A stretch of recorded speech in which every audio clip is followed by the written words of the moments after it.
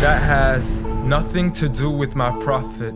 Please just stop it. It doesn't make any sense. That's not the message he sent. That's not what he meant. That's not why he came. So you can claim as much as you want to, but I assure you the man I follow was not the same. See, I know a man who forbade the cutting down of a plant, who even spoke against those who had burnt an ant. So why is it that I simply can't understand how we claim to follow the same man? I mean, I know a man who forbade us from harming the innocent, saying he who does so would not only be prohibited from paradise, but he would not even smell its scent. So please tell me how what you're doing has anything to do with the message that he sent. This is the man who forbade us from even scaring cattle with a knife, saying you have no right to let the animal die twice. And when he was asked for advice, he'd reply, don't get angry, don't get angry, don't get angry, repeating it thrice.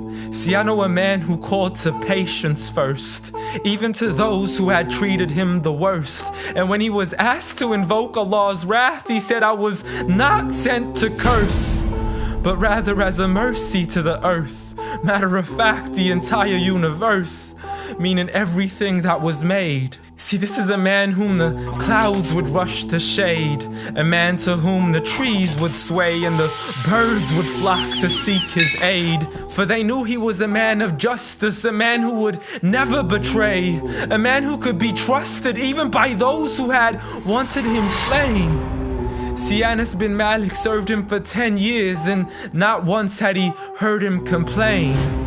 For he would never get angry for himself, but only for Allah's sake. And he never responded to evil with evil, but rather he pardoned and forgave. For had he been harsh-hearted, the people would have ran away.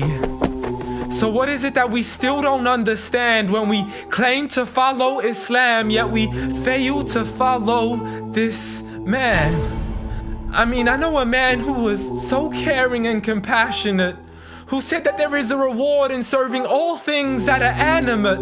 In other words, everything that breathes, whether it be the animals, the trees, and every single human being. I mean, if Allah called him Rahmatan lil Alameen, how dare you call him anything else that contravenes? See, this is a man who said that the Muslim was he who is soft, simple, and lenient. A man who taught us himself to be cautious from falling into extremism. See, he was never given two choices except he chose that which was easiest. Not for himself, but for his people and their convenience. See, I know a man who advocated for the freedom of the slaves. A man who taught us that the Muslim is the one from whom the people are safe.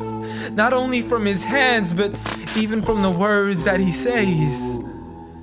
See, this is a man who would never mock, mimic, nor ridicule, nor would he ever publicly rebuke an individual. This is the man I follow, so forgive me if this sounds unusual. But the man I know was so much more handsome, so beautiful.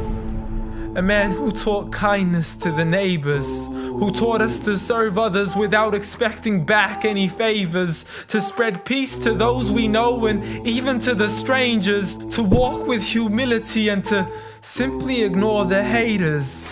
But nevertheless, I know a man who still taught us to stand up for the oppressed, from the men, women, and children who call out to us in distress. I know a man who taught us to fight for these people, but by no means does this mean we have the right to transgress. For those who oppress have nothing to do with his name. So you can say what you wish to say and continue to defame his name, but at the end of the day, I assure you, the man I follow was not the same.